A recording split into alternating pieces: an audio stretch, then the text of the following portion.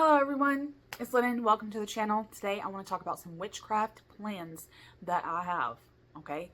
Now, if you're familiar with me and my channel, I tend to go through these like study sessions with myself. Like I know last year I did a devil study in which I read a lot, so many books about the devil. And I watched a lot of videos on YouTube. Some people even connected with me outside of YouTube and shared their findings and other resources that I might like. So thank y'all all for that. Love it when we can get together like that outside of the comment section. So I was messaged about a couple of resources that they're in, but it really became a personal session for myself where I try to dive into the archetype and find its relevance in my practice. So I didn't really find a lot that I could like share that hadn't already been said. So I didn't make like external videos about that, but I did make like one video saying what my study was going to entail, but then I left it at that. Like, here's the books I'm reading. And then that was it.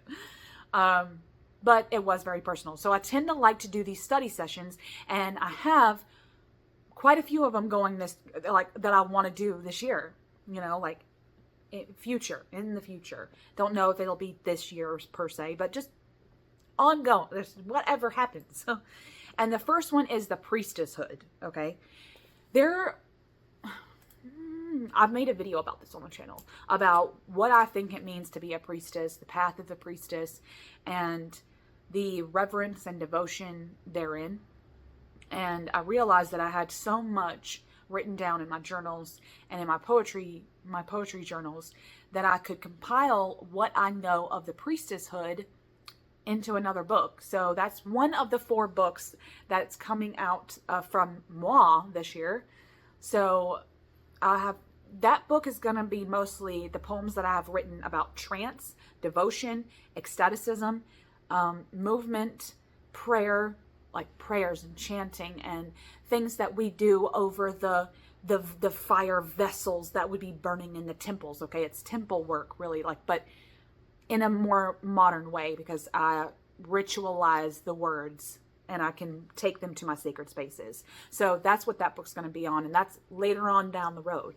But I want to research the priestesshood more for the purposes of that book, to find more words and more accounts from academics and scholarly works, plus maybe getting some anthologies of priestesses and what modern day priestesses consider modern day priestesshood.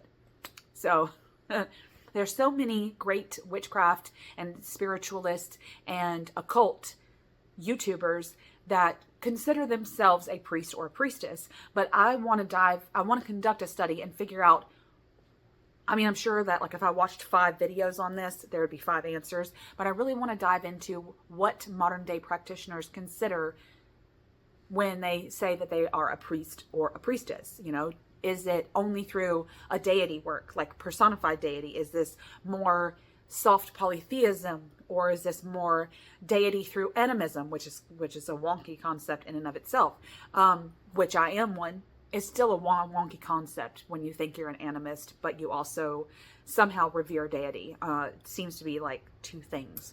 So I want to dive into this study. Now, there's 2 books that I want to grab for this. I haven't gotten them yet. One is Sacred Prostitute. It's a Jungian analysis of I guess it's on the prostitute, but there are elements I've heard in the reviews. There are elements of the Herodidul, right? Like the temple sex worker. Okay. And I find that stuff fascinating. As an advocate for sex work. So anyway, I want to meld those 2 together for that book and get kind of a more academic take on that. So I'm going to pick up that book, and then I want to pick up this book, Portrait of a Priestess. And this is a scholarly work that it's laid out like a textbook, because I looked up like the table of contents. You can do that. If you find where to go, you can do that. But you can look up the table of contents of pretty much any book. So I did, and it's kind of laid out like a textbook, which I'm going to absolutely love. So I want to pick up that book So I want to pick up that book and get kind of some more academic takes on this study. So the Priestess, on the devotion therein, is going to be a study at least until the poetry book I'm writing on that specific subject comes out. So that'll probably be an ongoing thing. Okay, y'all. This is going to be weird, okay, because you know me. What I did, I have a copy of my dark feminine poetry book, Immaculate Immortality, that's out on Amazon right now. It's out already on Amazon right now. And I had it over in my witchy, like I have a kind of a witchy space that's not technically an altar. It's just where I keep my witchy stuff. And I took it over there. I was called to run it through some smoke, run it through some fire flame, or run it through flames. And then I had taken my moon water and put it on my hands, and then like put my handprints on the very fronts, the front and the back of the book. And I threw some of the dirt that I have on there. And I was like, so I ran it through the elements, and then I was called to set it up like you would on an altar, right? And because I tend to always, because those are the poems from my real book of mirrors, I tend to go to a lot of those poems like to chant, to actually sing and to chant in a reverent way to the goddesses and the faces of the divine that I work with. So I was called to set it upon a shelf. And then I got to thinking, I don't really know what's happening. I'm having more of an altar sacred space experience than I ever have before. And then that night, lo and behold, okay, I had a dream about Hecate. And a bona fide dream, okay? Not some of this wild vision that I tend to get where it's a daydream and I kind of let it go and let it do what it's going to do. No, this was REM cycle sleep dream of Hecate. And in the dream, at one point, I don't remember the whole thing. I'd have to look at it in my dream journal. But at one point we were in an elevator. And she said something along the lines, I think that her words, because you know how dreams are, night dreams.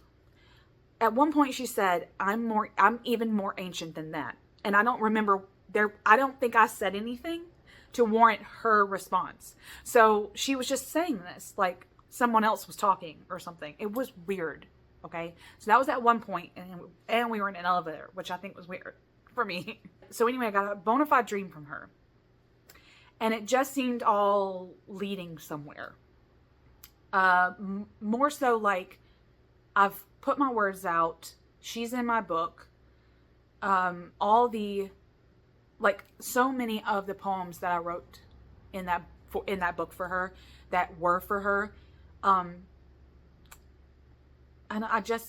it was like she was calling me to do more. And so I don't know yet if that means that I'm going to like go full blown. I'm going to dedicate it to her, but I'm feeling called to make her a separate space within my witchy space. So I've got a shelf system, and I might make a video if you're interested in looking at my witchy space. Tell me below if you're interested in looking at my witchy space. But I've got a witchy space that I can make like variations and add stuff and take stuff away and stuff like that to make maybe like just a dedicated spot for her. And I'm being really called to do that. Now again, I don't know if that's going to lead me anywhere. So I decided what I would do is go down a Hecate study and possibly,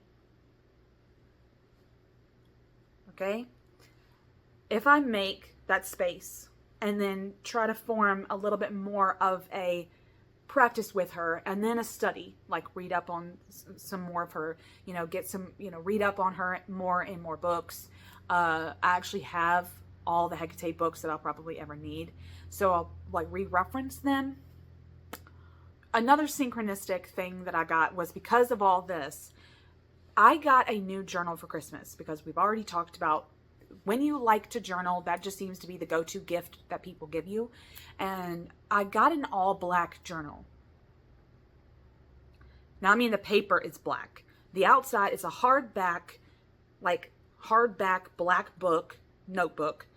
journal thing, but the pages inside are all black. Never had that before. So getting it as a gift was like really, really cool. And I got some like white and silver gel pens that, you know, to go with it, because like you can't write with a regular pen in it because it's black paper. So they got me some gel pens too. And I thought, oh my God, that's so cool. So I just was called to draw the Hecate's wheel on the first page, and I was like, oh my God, this is Hecate's journal. She's calling me to do some stuff in my to make sacred space for her, which I've never done before. Calling me to do a study and coming to me in dreams, which again, I've had dreams about certain beings that I work with. Like I've had a few about Medea actually, but none so this is Hecate, right? Like the ones for Medea, I knew were Medea because of her symbolism and because of her story, right? Like the mythos they're in. But dreams never come up and be like, this is blank. It never actually, like in my Medea dreams, never said, this is Medea talking to you. That's never happened.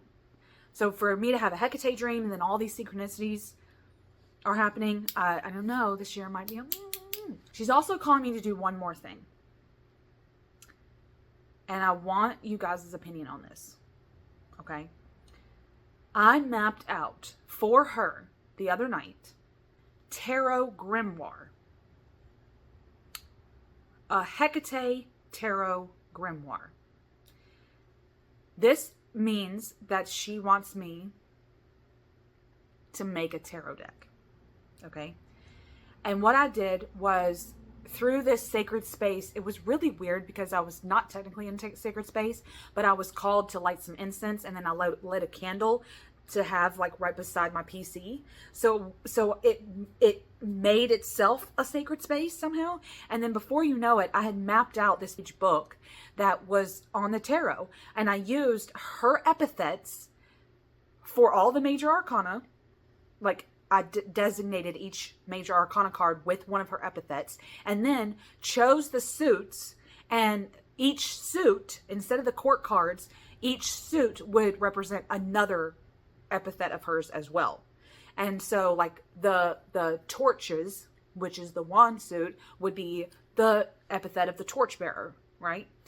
And it worked out so perfectly. So now all I have to do is write the text for all of the cards that will be in the deck, and actually draw them or paint them. I don't know what she wants me to do. Now in terms of goddess projects, she's been wanting me to be a little bit more raw and dirty. So, and I had this idea of like these ancient cave drawings for a new deck that I wanted to do. But I think what I'm going to do is make them into the Hecate Tarot. So they're going to be made with hard pastels and charcoals, and very minimally colored. So they're going to look probably like ancient cave drawings, and stencilized in a way that will look nothing like anything else. It will look like Hecate. It will look like her. Like if someone were to take portraits of her through her many epithets, I want them to look ancient and raw and dirty and primal. And so I think that's what she's calling me to do. And I really I'm thinking about making this a community thing where I come on and share the primal drawing aspects with you guys. So I don't know how this is going to go, but a 350 page tarot grimoire explaining Hecate through the tarot and the archetypes seems like a feat. And my plan is, if I'm going to execute it at all, I want to execute it and get it available to the public like around November, which is her month for me. That's her month, her sacred month. So if I can execute it all in the 10 months I got, then good on me. So I don't know, we'll see. So how would y'all feel about a Hecate tarot? All right, now segueing into the next thing, because I'm doing the Hecate study, okay, all this stuff to Hecate, I want to dive a little bit more, okay, into the PGM. All right, now the PGM is sitting lovingly over there on my shelf, in my bookshelf. And I get it out every once in a while just to look through it and see the crazy, cool shit that is in it, all right? And use it as a reference material. Like if a PGM record comes up in a book, like in a lot of the Hecate books that I have by Sarita Deste, she references the PGM a lot, and I'll get out the actual Greek magical papyri and go to what she's referencing. And just, I don't know, for shits, you know, just to add to the study. And so it's mostly been like a reference material. But I do want to pick up and study a little bit more into the Greek magical papyri.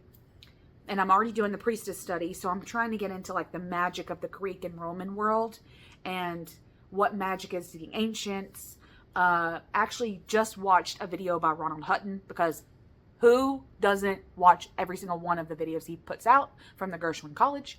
But I'll leave it below. The Western magic video that he did, I just watched that and I was like, oh, I love this. I just love it. So if you want some academic, I don't know, hoopla on magic, paganism, witchcraft, stuff like that, Ronald Hutton is your guy. So I'll leave that Western magic, like where it came from, video below. So I'll be diving into that. But I also think I'm going to pick up a book on magic, Greek and Roman magic, called Drawing Down the Moon. It's by a man named Edmonds. I will leave a link to that below too, in case you want to check it out. It's another academic text, and I downloaded a sample of the Kindle version on my phone, and I read through, like, the whole introduction was available in the sample. And I read the introduction, and the whole introduction is like defining magic, and I found it really inspiring, because good books and good academic books, they really want you to think about stuff yourself too, not just tell you stuff. They want you to be able to formulate thoughts, and that's what textbooks and teachers and all that, they don't do anymore. But it's about teaching you how to think. And this book very much is geared like a textbook again, but the introduction had me enthralled thinking about the actual definition of magic, so I'm excited about that. So those are some plans. Like I said, don't know if any of them are executed, but here are some things that I'm looking forward to that are probably most likely going to happen, and I want to happen. Manifesting it out there, all right? Coming up really soon in February and in March, I'll be participating with Jasmyne and Aunt B, Beanbag Hagwag, over at for Witches Black Lent. Okay, I participated last year, and it was a really profound experience. You can go back and watch those videos from me and Jasmyne and other practitioners who dived into Black Lent. Okay, so I'll be participating again this year. So that's coming up. So be on the lookout. I'll probably share some community tabs about like when I'll be going live with Jasmyne and Aunt B. So so that's definitely something I'm looking forward to start off the year good. Okay. Really deep practice to start off the year good. Then I was asked to come on and collab with Bobby Fierro and maybe do like an interview or something. So I'm gonna get with him, with Bobby, and see when we can get that collab going. Also, maybe want to get on. Now, I was on Heather's channel, Indigo Jaguar.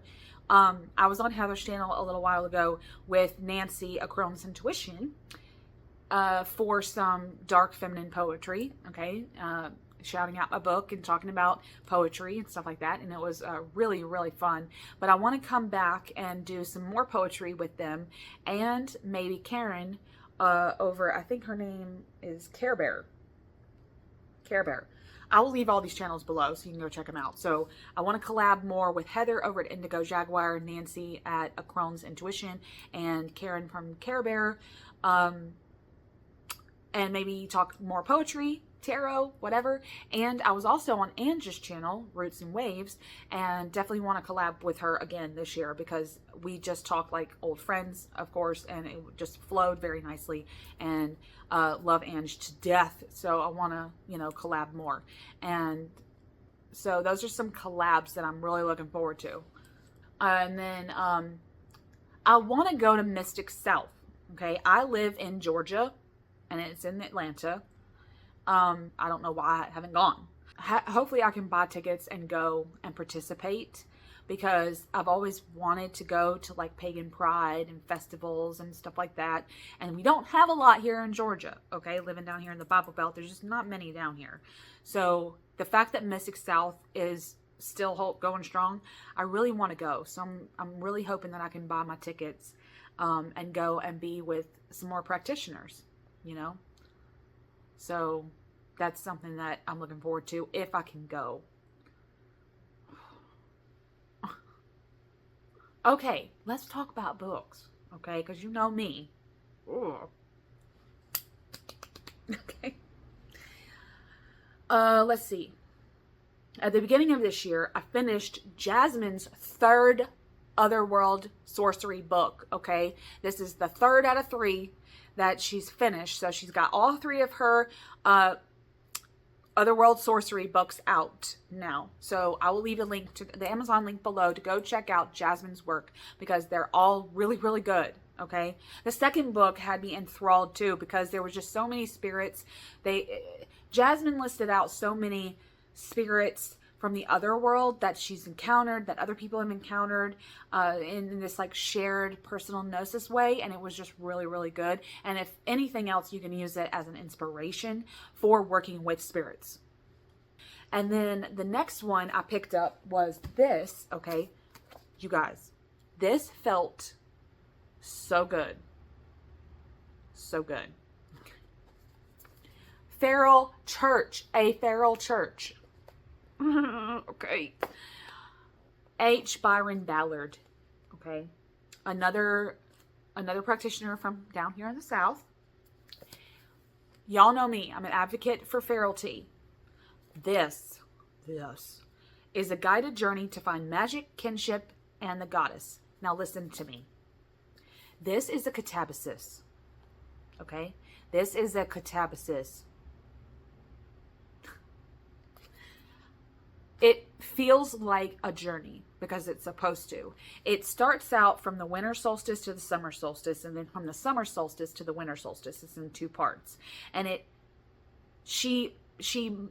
don't know. I don't even know. She makes these stories up. And it feels like, okay, now I'm here, and now I'm here, and now I'm here. And you're slowly descending, and then you're slowly ascending. And you're finding the goddess. You're finding different paths. You're finding different symbols. You're finding different relationships within the other world and within magic. And you're finding your brethren and your kinship. You're finding your friends. And the whole thing feels like an actual journey. Like an actual journey, not just a fake one, okay?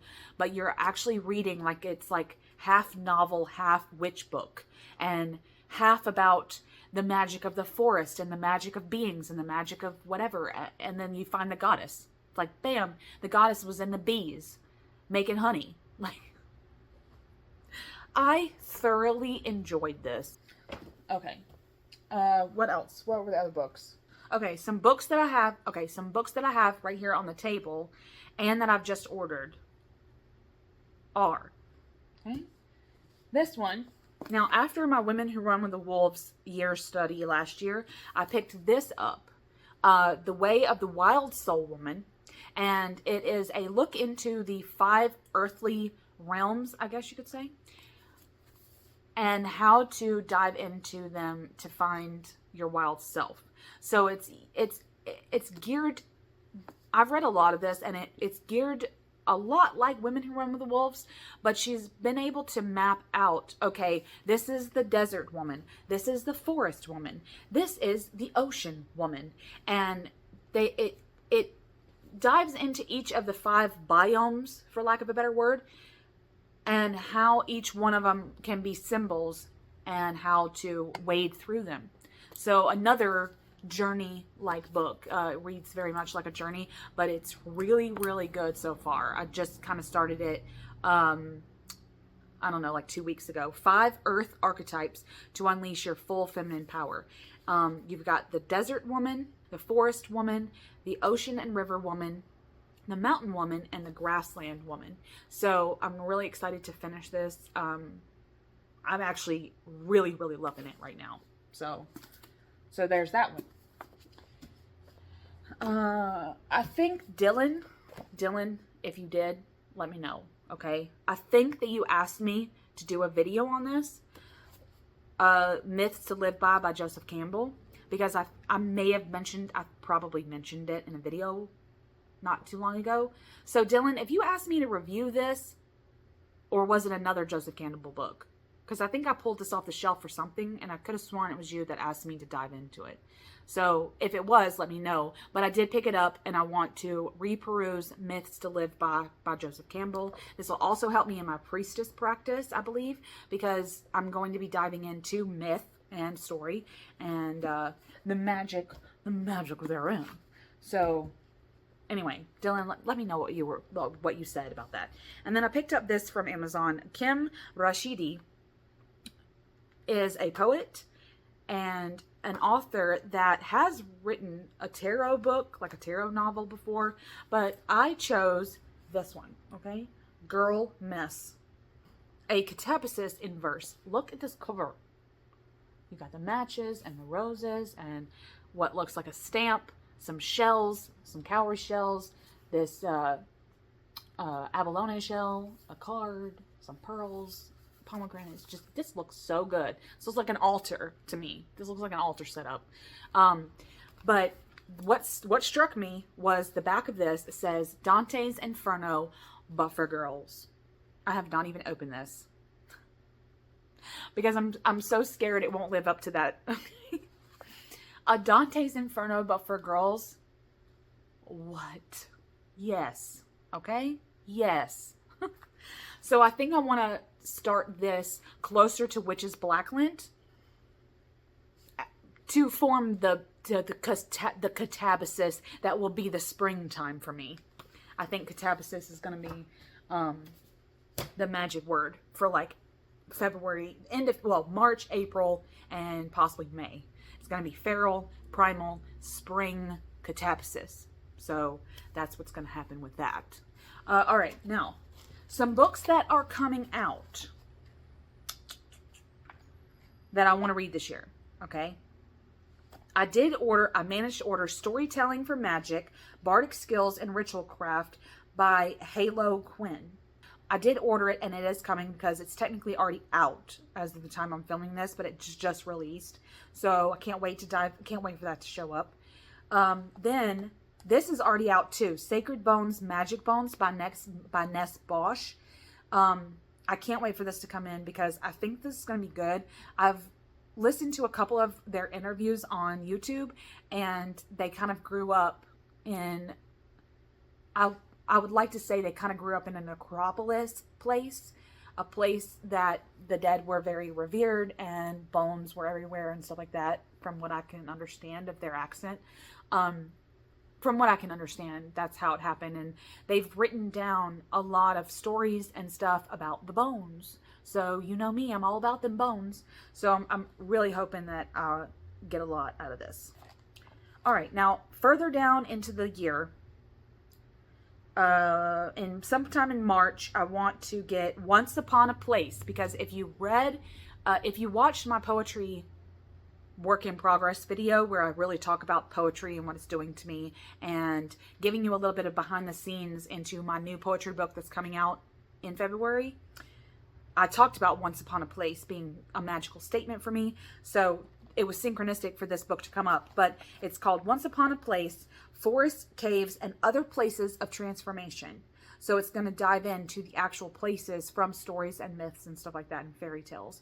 I'm pretty sure this will be good, but who knows? I'm hoping it will be. Then probably in the summer, Cindy Brannon has a new book coming out. It's the third of her series, Hecate's series, which was Hecate's Garden, Entering Hecate's Garden, and then Entering Hecate's Cave, which I do not own either one of those. I don't agree with some of the stuff that she talks about, but I do, and I love listening to her on YouTube, and I love her approach with so many things. But her books, I don't know. Her books just don't always hit the mark for me. So I haven't picked that one up. But this, the third one, is Entering Hecate's Cauldron, and it's actual spells and rituals and rites. So maybe by getting the third one, I'll get something out of it that is actually relevant to my practice, because none of the other books that I've read by her have added anything new to my Hecate practice. So I don't know. But it's a Hecate year for me, so this just happened to come up in my feed, and maybe I'll get it, maybe I won't.